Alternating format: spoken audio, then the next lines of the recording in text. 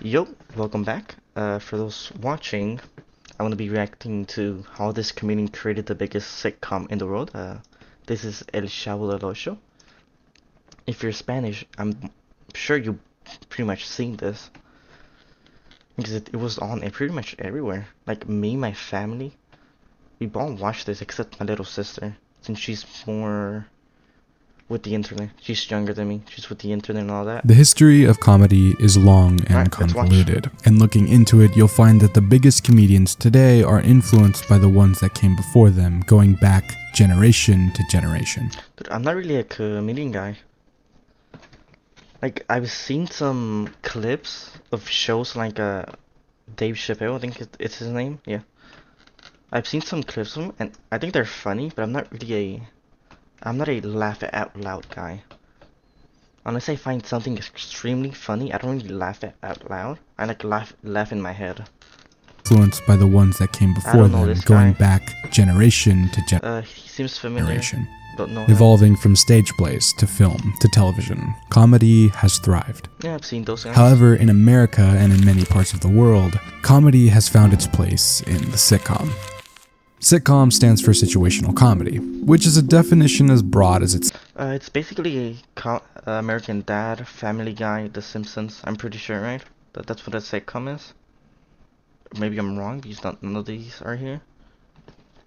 But it's just oh, look at this. Look at this joke. Oh, does this remind you of this other event? selection, Like, having a wide variety of shows. I'm not really oh, there he is, El Chavo.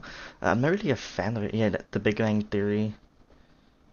Because a lot of sitcoms, what they do is you need to know the jokes, the lore, the characters. Like, you need to know them deep.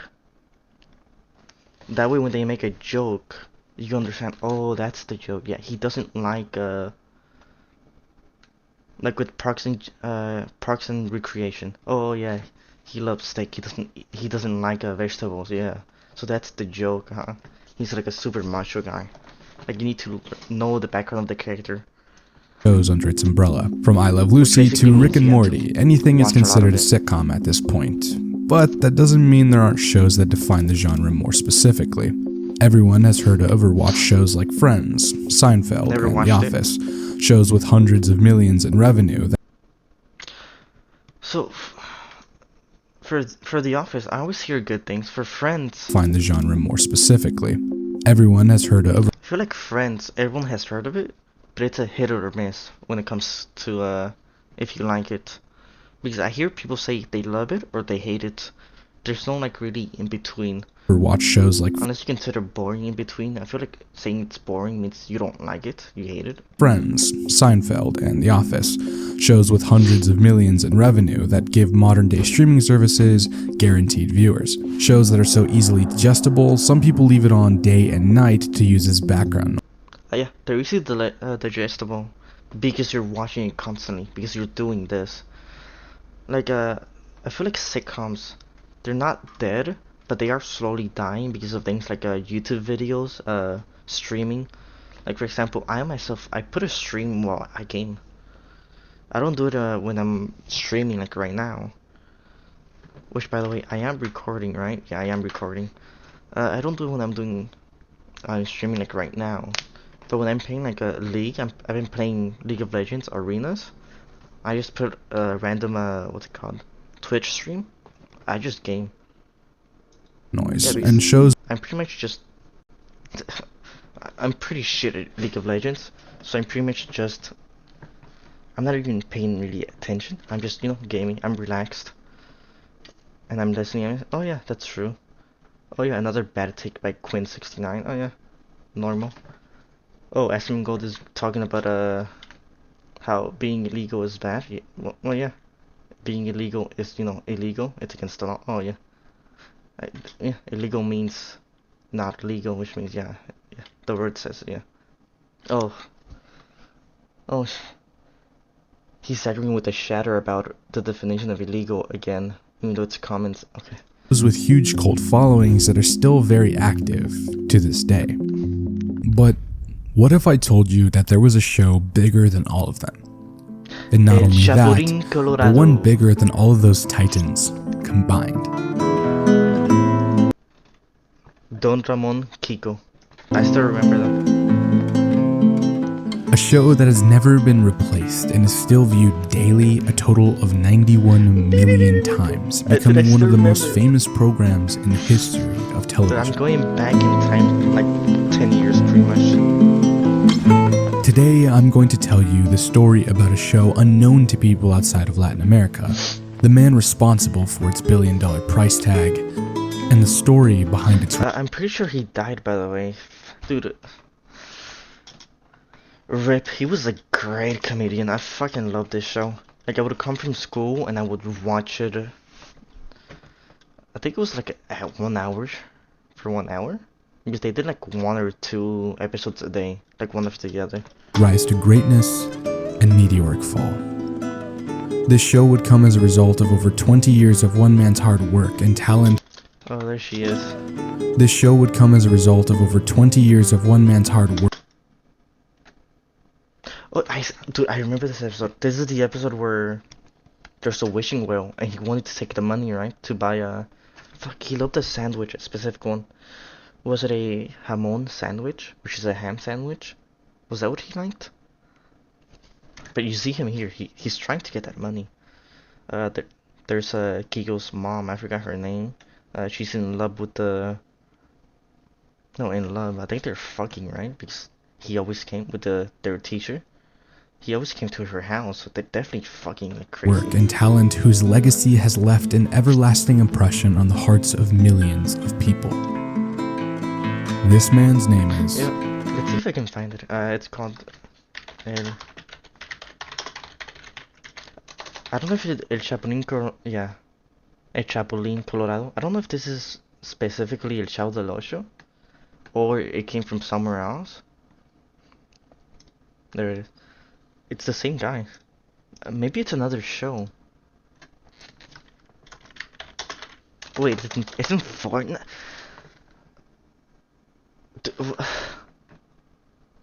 Dude,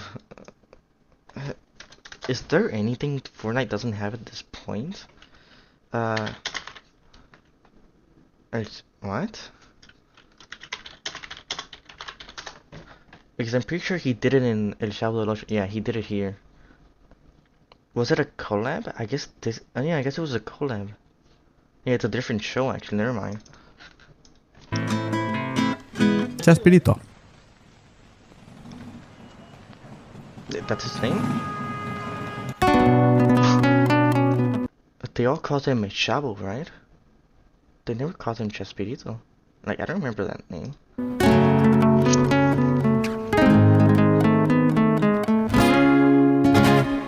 Chespirito was born Roberto Mario Gomez Bolaños on the 21st of February, 1929 in Mexico City. Roberto's early life seemed relatively normal, even with crime, gang activity, and political unrest beginning to increase as his participation in sports like soccer and boxing kept him on the straight and narrow and away from trouble during his younger years. Mexico after World War II saw drastic social, economic, and political changes. Political changes stemming from the dominant party's policies, instituting a protectionist import substitution economy, leading to a closing off from foreign markets, making Mexican businesses extremely reliant on governmental contracts, helping with social welfare programs and helping the economy grow, but also causing an insane amount of corruption. Some of the good things that came with this exponential growth was the rapid development in industrialization and urbanization. What would follow is higher living standards for people who moved to these... Sorry, like, I want to react more, because if I don't react a lot, it's like I'm basically stealing the video, you know? And it's like, I don't want to use him, but it's like XQC leaving the room, putting a video and leaving the room, then uploading it on YouTube. It's like, dude, you're not reacting to this. You're just re-uploading the video. Like, what's going on? Like, I don't want to do it. I want to actually react, give my take, but I feel like there's really nothing much to say about these modern areas, and the replacing of radio with television. Rock Clock sería Nor Suiza porque sí es de pollo.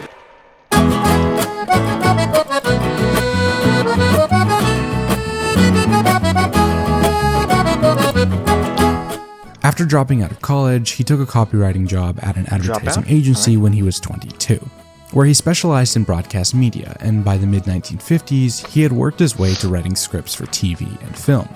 From the beginning, he worked on comedy, and for the next 20 years, TV and film. He looks so much like a mafioso. From the beginning... Look at that, man. Oh, he did say he was in gangs, right? So I guess that makes sense. Like, he got the drip from there. He worked on comedy. And like, look at that picture. And for the next 20 years, he would write for some of the most famous shows and movies that Mexico had to offer. Movies like Cómicos y Canciones, and programs like El Estudio de Pedro Vargas. Developing his skills and earning his... I'm pretty sure I watched that one. Yeah, I've watched a lot of these black and white shows. His famous nickname that's a play on Shakespeareito, or Little Shakespeare, recognizing his talents and writing abilities, as well as making fun of his height, coming in at 5 foot 4 inches. Because what's more fitting than a comedian having a joke for a name? In 1968, Gomez would finally get his own show after TIM, a television upstart attempting to compete with the big names in the broadcasting space, would take a chance and make a comedy show their signature program, as opposed to the popular telenovela with Chespirito. These 40-minute episodes of sketch comedy would cement Chespirito's talented name as a writer and comedian, as he found immense success through it. This is where the Chapulín Colorado character came from, I'm guessing. We would see his famous personalities. I first saw the character in El Chavo del Ocho. Yeah, I haven't seen this one. El Chapulín Colorado, Dr. Chapatín, Chaparrón Bonaparte, and his most famous character, El Chavo del Ocho, for the first time. You know what I've noticed?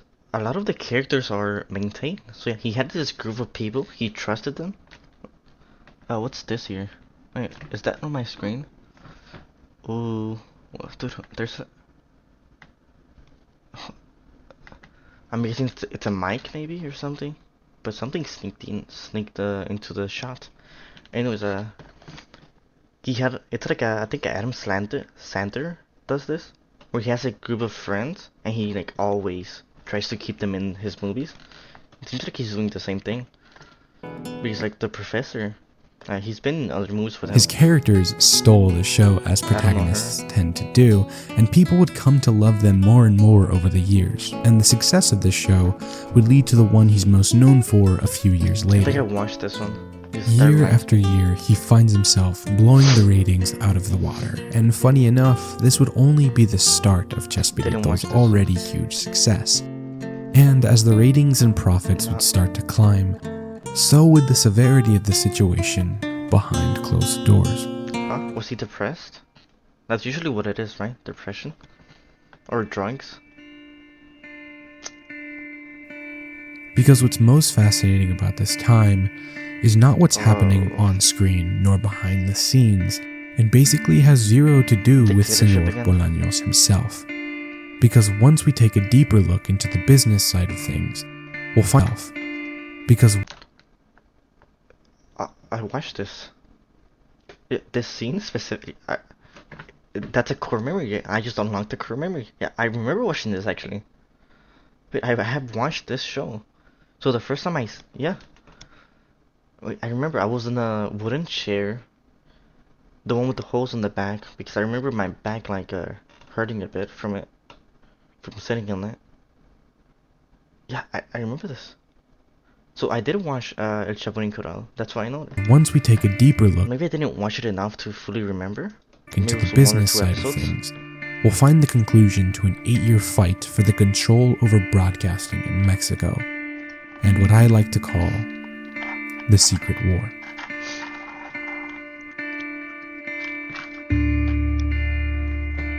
Mexican TV is a weird and fascinating topic, as I'm sure it is for many other countries. But earlier I mentioned TIM's competitive spirit, and I don't really know how to put this other than shit's crazy.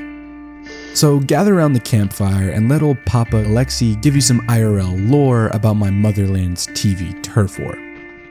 Today, there are 3 major companies that have television more or less controlled. Televisa, TV. I think I seen this. This is probably where El Chavo del Ocho was streaming, because I remember this. I don't know about Azteca and Imagen Televisión. This one is kind of familiar, but not really. So yeah, El Chavo del Ocho definitely appeared on Televisa. With Televisa basically having a monopoly over broadcasting in Mexico. So how did they get so much power? Well, it starts off with pretty much they stole the shows from smaller ones and made it their own. Yeah, that's what all of them do. Oh, Spider-Man is popular? Let's create a Spider-Man of ourselves. Yeah, but we don't want it to look like we're copying them, so let's make him different. Dogman. Batman. No, I don't think Batman was before or after Spider-Man. I think Batman was before.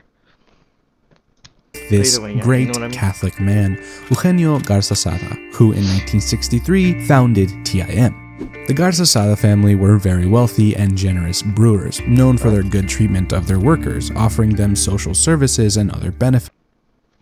Workers. I'm not gonna say it. Instituting crazy ideas like treat others with respect in their workplaces and giving their employees less hours at work to give them more time at home. What? Senor Garza Sada was a very intelligent man, studying at MIT in the States while some stuff was going on back home. When he graduated, he was forced to work his way up through the ranks at his family's company. If his family's fine, who cares what happens? Like, if I was him, I would come. Are you good? Okay. Yeah, be careful. The shit's crazy over there. Be careful, don't die. I'll visit you when I'm done here.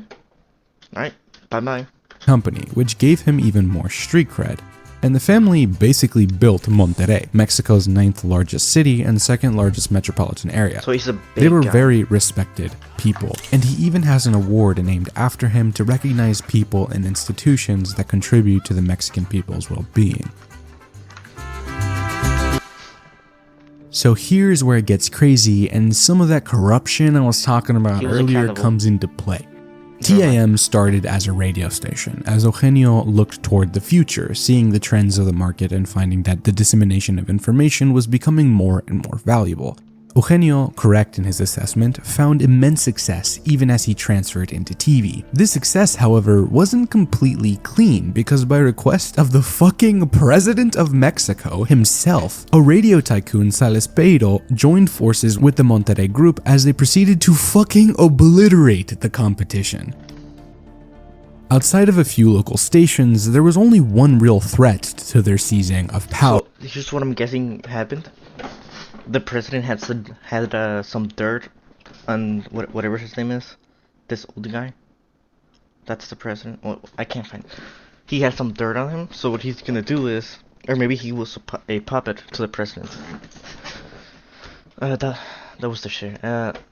So what he's gonna do is put another dictator, not a dictator, but fuck, I forgot what his name is. Let's go back. What did they call it? As they proceeded to fucking obliterate the competition. Outside of a few local stations, there was only one. A monopoly, I remembered. So what he did is, okay, I can control this guy like a puppet. So what I'm gonna do is, I'm gonna bring this guy, fully support him, make him a monopoly in this industry of information.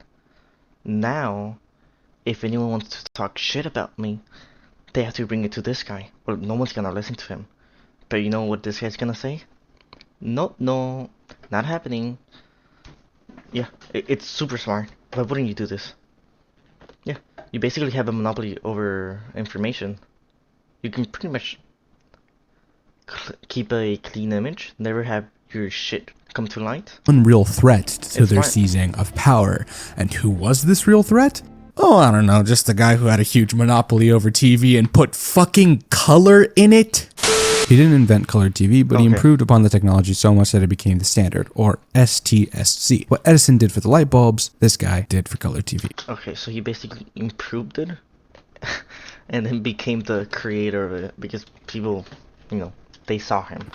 Right before TIM started buying stations left and right, Guillermo González Camarena, who owned Telesistema Mexicano, mysteriously dies in a car crash, leaving them unstable and without a clear vision to continue. TIM eventually joins forces with big movie businessman Manuel Barbachano Ponce, where he would affiliate 11 out of the 15 stations he owned with them after finding himself in financial trouble. No, sorry for pausing so much. Like, I know I complained about, not complained, but I was talking about how I wasn't really reacting a lot, and right now I'm like perma-pausing.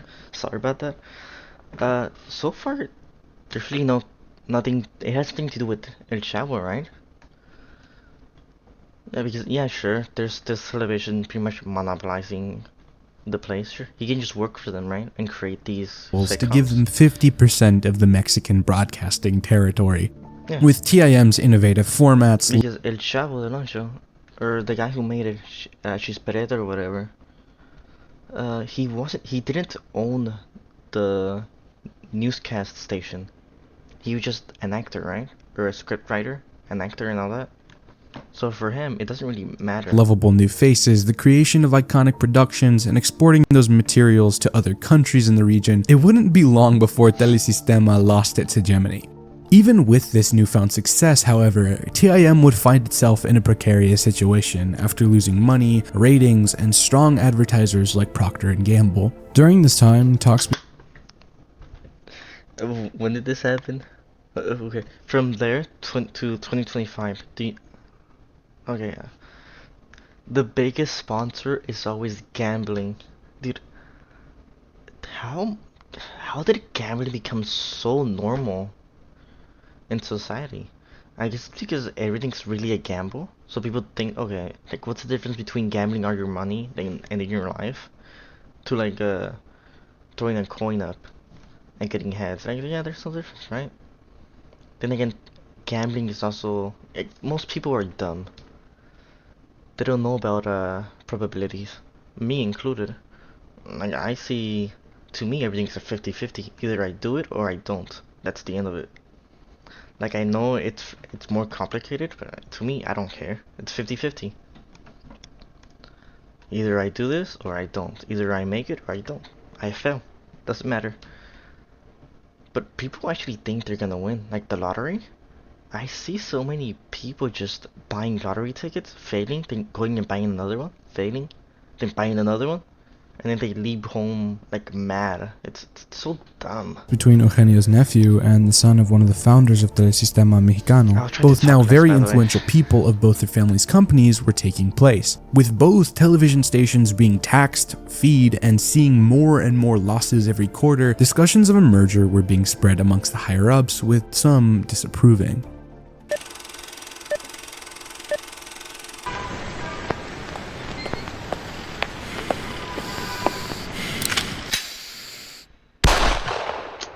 Oh, Ferdinand, or whatever. Oh, never mind.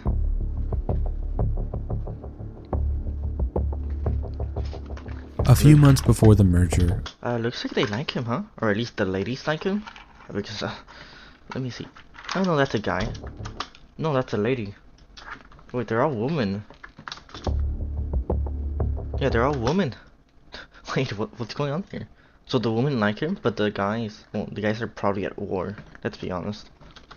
A few months before the merger, Eugenio would be assassinated in his car by members of the September 23rd Communist League at a red light on his way to work. And another higher-up at the company who disagreed with the decision to merge would die just a few days later from heart failure.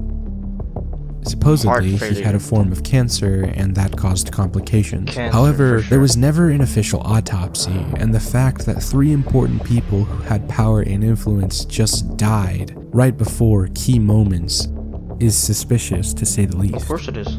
We don't know whether Eugenio disagreed or not, but with 2 major players in the company gone, the famous or infamous merger would take place in 1973. And they would officially become the most powerful TV conglomerate in Mexican history.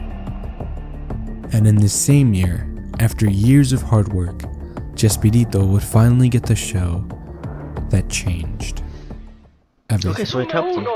Yeah, the corruption helped him then.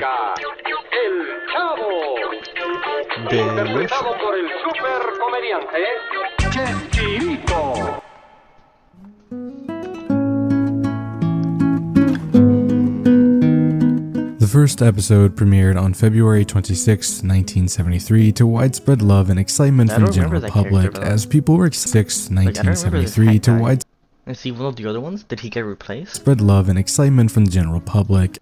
Because some characters really only had like a couple episodes, like the landlord, the fat ass. He only came a couple times in the episodes. Like thinking about it, yeah. He only came a couple times. Like the beach episode was one of them, or the pool. As people were excited to see more of the genius on screen. The show was split into two segments. The first half would be a sketch for one of his other characters like Chompiras y el PenteDente, a criminal duo who were really bad at their not jobs, and El Chapulín Colorado. I watched this because I remember the exact scene actually. A goofy, clumsy, incompetent superhero with a heart of gold that always seemed to save the day one way or another. As El Chavo and many others, he brought joy to people having fun and doing what he loved with people he loved, which I'm sure helped him keep his innocent spirit alive because astonishingly... It's like Adam Sandler. He keeps his friends there and he does moves with them. Chespirito was well into the like comedy shows, that's actually like a big thing because like you're more comfortable making latter half of his life by this time. But the way he played these characters showed that he had plenty of energy left in the tank. El Chavo follows a poor orphan boy, or Chavo, from apartment number 8. We don't know where his guardians are. Apartment number 8, that didn't exist, right? That's why he lived in the barrel? Or maybe it did, but it was like... No, there was an episode where they actually found the apartment. Was it the episode where the girl had like a sleepwalking problems? No, yeah, it was over here. Because there's another like set to the right. And I think his apartment was there because there was also a witch or something. And we've never seen his apartment, but where he tends to be most of the time is in a barrel in the common area of the apartment complex. Well, to be fair, he has his friends here. Like, he fights with them and all, but they're his friends, like, Don Ramon, I think that's his name. Like, I know it's Ramon, I don't know if it's Don Ramon. Like, he hit him a lot, you know, but, they had a great relationship. It's pretty much like a dad to him, I feel like. At least in the show, I know in real life, like, they're pretty much the same age. Complex, as he gets himself and his friends into trouble. Yeah. One of Chavo's friends was La Chilindrina, like, played... why wouldn't you be here? Like, why be in a house where we don't have anyone? When you can just be here? Like, it's more uncomfortable to sleep and all that. But you have your friends. By Maria Antonieta de las Nieves, who played a significant role in his shows, and came to be one of the people's most favorite characters, as she would get her own spin-off show years later. Carlos Villagran Eslava, who played Chavo's rival, Kiko, became a part of the show after he impressed Chespirito with his comedic abilities during a party held for his friend, Ruben Aguirre, who played Professor Girafales. Villagran had the strange ability to inflate his cheeks out of proportion, and this endearing trait would come to be Kiko's signature characteristic on the show. Edgar Vivar, Angelinas Fernandez, and Florinda Mesa would I don't remember this character on the show. Edgar Vivar, that's the landlord. Angelinas. Was she the one who liked Don Ramon? Because I know there was someone who liked him, right? And was like obsessive or something? Is it her? Fernandez and Florinda Mesa would play Señor Barriga, the landlord, Doña Cleotilda, the retired old woman whom the children called La Bruja, and Doña Florinda, a widowed woman who is at times judgmental to the others in the complex, and Kiko's mom. You forgot, she's the professor's side chick. And he comes here, he just lets himself in, by the way. Like, knock knock, no one answer, who cares? I'm going in, I'm getting that. The final member of the cast is Don Ramon, played by Ramon Valdez. He's La Chilindrina's father, who's kind-hearted but has a short temper and has explosive emotions. He's constantly disciplining Chavo and his friends for causing trouble, and constantly getting slapped by Florinda for being poor. The show mixed wordplay, funny gags, slapstick, and many other forms of comedy to create a universal and family-friendly experience that everyone could enjoy. So many people across South America came back every week for timeless humor that resonates with everyone, no matter where you're from. Yeah, how this these people he shows created would get out of or deal with the trouble they got themselves into with downright hilarious jokes that even make me as an American laugh gives you even more reasons to watch. Nobody denies that Chespirito was the mastermind behind the show, but one thing to remember is that everyone pulled their weight and contributed something to it that no other person could. Many of them were well-respected actors and artists prior to their involvement on the show, and all of them were loved by thousands of people. Yeah, him being the main character doesn't mean he was the only reason for watching the show, because he was the main character, but a lot of his sketches and like jokes were with other people. Like I'm pretty he didn't have a lot of episodes where it was just him. Like there was one where they were doing hide and seek, and I guess he was the main character for a while there, for that episode. But not really, because he was seeking someone else. So yeah, a lot of the jokes and the activities revolved around the other characters interacting with the him. same cast would play different characters in every work that he did, and the productions just wouldn't be the same without them. Yeah. He made a comedy the #1 program for years in a country where drama reigns supreme. The telenovela, even to this day, rules TV in all parts of Latin America. Dramas that at times contain some of the worst things people can do to each other. So Bolaños wanted to change that. He wanted to bring an innocent and those dramas, they're normal now, by the way. They're called telenovelas. Yeah, you pretty much like this scene of them poisoning do to each other. This is the least dramatic thing that they do now. So Bolaños wanted to change that. Like La Rosa de Guadalupe, I think it's called. Like that's even worse. He wanted to bring an innocent and silly escape for the average man, woman, and child who wants a break from their difficult life. The project was nurtured by passionate craftsmen and women who loved what they did and had the freedom to make what they wanted in an industry that's known for how strict it can be. This passion, however, I just remember he loved to throw his hat on the ground and jump on it. however, seemed to fade over time, and behind the scenes, drama amongst the cast would cause a downward spiral that led to its eventual cancellation 7 years later. Wait, what? And behind the scenes, drama amongst the cast would cause a downward spiral that led to its eventual cancellation I think I've heard of it, but I don't remember. 7 years later. Dude.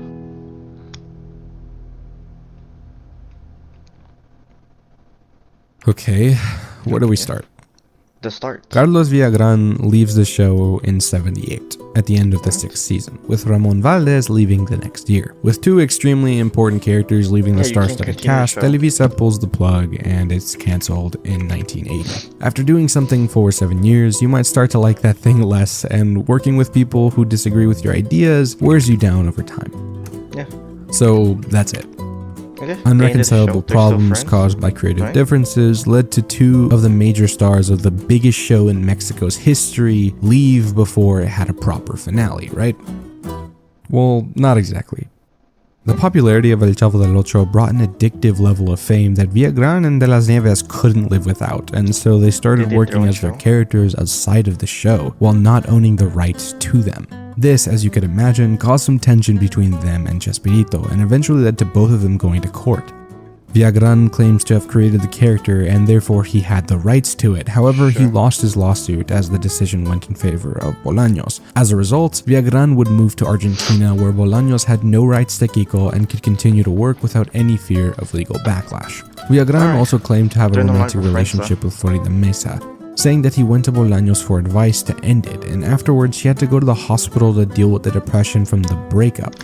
Bolaños and Mesa later became a couple, and this possibly caused even more tension. This is such a toxic. Wait, what would it call? They were together, right? Ended, and afterwards she had to go to the hospital to deal with the depression. It's a toxic relationship. It's a classic. End the relationship, then come back from the breakup. Bolaños and Mesa later became a couple, and this possibly caused even more tension between them. Miss Mesa, of course, denies this ever happening, and said this in response on a talk show in July of 2024. Carlos se fue porque le ofrecieron algo mejor. Pero si anduviste con él. De eso no voy a hablar Principalmente, tú conociste a Roberto. Claro.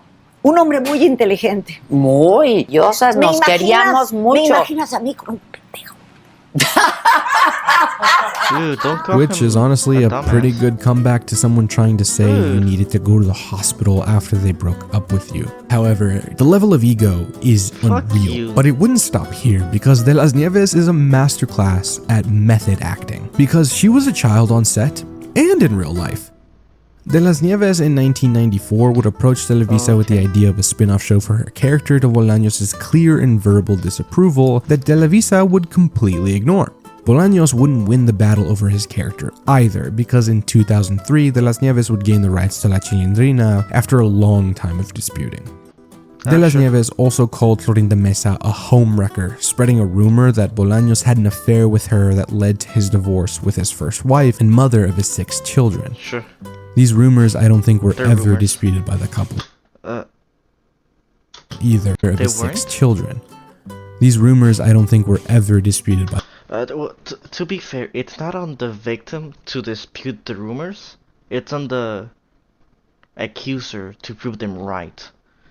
So I don't see this as a proof. Dude, my camera's heating a bit. I might have to end stream. Like, this is a cheap camera. But yeah, it's on the accuser to prove their rumors correct, not on the accused. So them not disproving them doesn't mean shit. Yeah, if you give someone a homewrecker, a pedophile, a killer, serial killer, cannibal, it's not on them to prove you wrong. It's on you to prove By the couple either, leading to some people in the general public disliking Mesa more and more. They're retards. Circling back to Ramon Valdez, his reason for leaving If there's no certain proof, it doesn't make sense to blame them. would be very simple. Florinda Mesa saying that, quote, He couldn't deal with the riffraff anymore. but this is not to say that Valdez was perfect and didn't at least contribute a little to the chaos on set either. Coworker Ruben Aguirre stated, quote, Ramon Valdez was hard to work with. There were always delays in tapings because Don Ramon would be late. and Valdez even had a falling out with Chespirito because he didn't give him 20,000 pesos to buy a house, allegedly. Him leaving El Chavo del Ocho But why? So like, did he agree to give you the money? But like pesos. Depends on the currency. Like in is it Cuban pesos? Because 20k Cuban pesos. It's like $20. But I guess this is in Cuba, right? I don't know what the currency is like right there. But yeah, it's probably not a lot. Probably like 1 or 2k. Anyways, did El Chavo agree? Did you sign the contract? Like, why would he give you that money? seemed to be the nail in the coffin for the show, but not entirely for their friendship, as it seems they reconciled afterwards, and Don Ramon, after leaving, would appear for one last time to surprise both viewers and cast alike. Carla, ¿no? Bueno, sal y vaya. Yo busco primero. Ándale. Al cabo no está en el barril porque...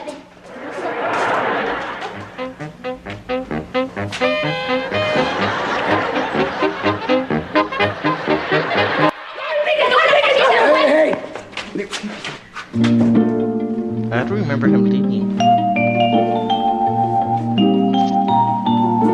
But wait, if he leaves, she should leave, right? Because that's his daughter. She stayed?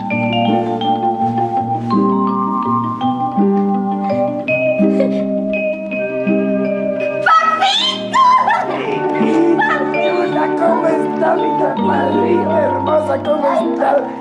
Chinita, ¿cómo está, mi amor? ¿Cómo está, mi hija? Platíqueme. Ay, papito lindo, déjame. Ay, papito. Ay, ¿sabes qué, papito? Le voy a avisar a mi bisabuela. Okay, so she stayed with grandma. De Las I Nieves don't and remember Ramon this. Valdez had a real and beautiful relationship that would imitate the roles they played on the show. Oh. The character of La Chilindrina cries in a strange and comedic way that's meant to imitate the crying of real children. However, the tears she would shed that day were very real. I'm sure there are many more things that led to the show's end, but the main one was the drop. Dude, a show cannot go forever. There's gonna be a point where the actors are like, okay, we're doing this. Didn't we already do this before? Oh, it's like, Okay, it's the same thing, but with like a slight twist. Okay. Woohoo, I want to do this again. Like, there's a point where the ideas are just repeated. Like, you just have to end it. Drop in ratings. People missed Don Ramon and people missed Kiko. They wanted the characters they had come to love more and more over the years. Oh, yeah, Kiko and Don Ramon, as well as with the daughter, they were like the three main characters that surrounded El Chavo del Ocho. They were the main, like, event makers. So, of course, you want them. Like, most shows include those three. Kiko's mother sometimes was there.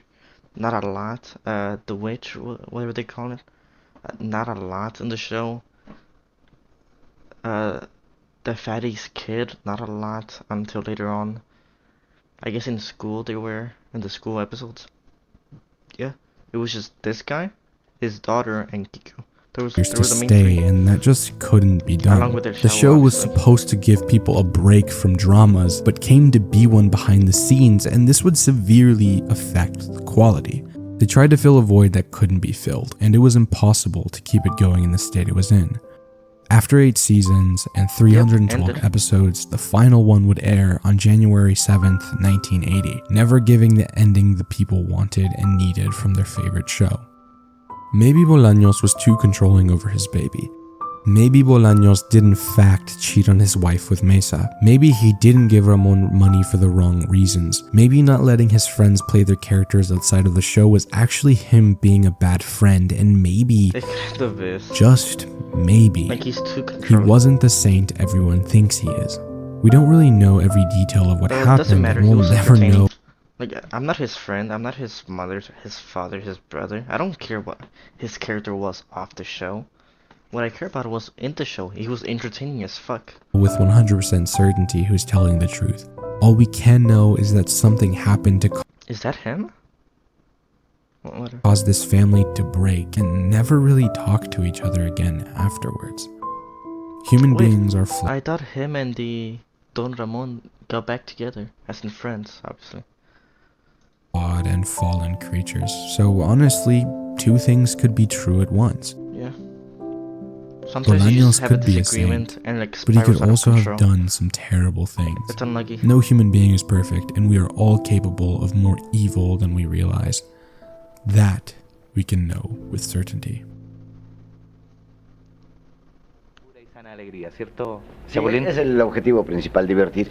Si adicionalmente podemos dar un mensaje, lo hacemos. Ya hay un mensaje en que no haya nada negativo, pero el objetivo es divertir. Mientras vemos la sonrisa de un niño y entendemos que ese niño estuvo X tiempo a la semana contento, olvidando sus problemas. Los niños tienen muchos problemas y los grandes también. Gracias a nosotros ya nos sentimos totalmente pagados. This is the. I want to keep streaming. I want to play Monster Hunter again, but like, my mood's gone. Like, dude.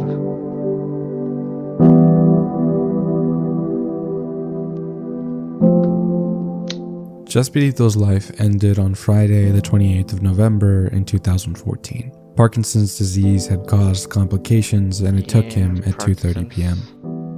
A private funeral was held for his close friends and family, and Villagran even attended and seemed to reconcile with Florinda Mesa, telling the Latin Times, quote, "It was so important for me to be there, with a friend, teacher, and companion. We were a tight family at one point. We had no resentments." The sadness was felt all across the world, and following the death of a legend, they gave him a parade in his honor. 40,000 fans showed up that day to pay their respects in person, with some dressed as their favorite characters to commemorate their hero.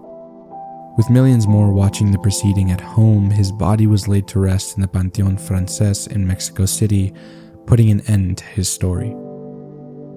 Chespirito showed the power of the love he had for everyone, and even brought people together in celebration of a life well lived after his death. Professor Girafales died 2 years later. Doña Cleotilda died in 94. Ramon Valdez died in 88. Kiko gave his last live performance and retired the character in Rio de Janeiro. Florinda Mesa is retired, looking after the Bolaños estate and taking care of the show. De las Nieves is still in her bullshit.